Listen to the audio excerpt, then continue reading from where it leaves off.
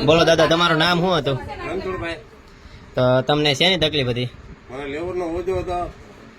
તો તમે કેટલા સમયથી બહારની દવા બધી ખાતા? આને દવા ખાતો હતો 2013 માંથી.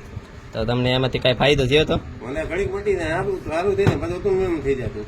તો પછી તમે આયા કઈ રીતના આવ્યો? હવે અહીંયા ભાઈ કીધું હતું એટલે હું અહીંયા આવ્યો ને એની મેં દવા ખાધી 3 મહિના મારા કમ્પ્લીટ થઈ ગયું. અત્યારે સારી છે. અત્યારે તમારે બહુ સારું છે. અત્યારે તમારે કઈ લીવરમાં કઈ વાંધો એવું કઈ? કોઈ તકલીફ નહીં. લેવર કમ્પ્લીટ થઈ ગયું મારું એકદમ.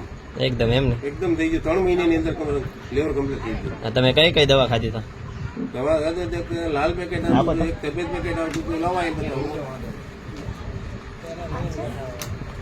એક આ દવા ખાતો હતો ન્યુટ્રોચાર્જ મેન. ભાઈ એક આ દવા ખાતો હતો ને એક આ દવા ખાતો હતો. હાંજ સવારે એક સવારે પીવાની એક સાંજે પીવાની. બે ટાઈમ દવા ખાતો હતો. સવારે સાંજ બે ટાઈમ એક એક ટીકડી ખાવાની. એટલે આની જે મને સારું થઈ ગયું. 3 મહિના મેં દવા ખાધી. રિઝલ્ટ બહુ સારું છે. અત્યારે મારે કોઈ જાતની તકલીફ નથી. અને તેલ અને આ તેલ ખાવું છું. આ તેલ ખાવામાં બહુ પહોંચ્યું હાથમાં સારું આપે છે. બધી રીતે સારું છે.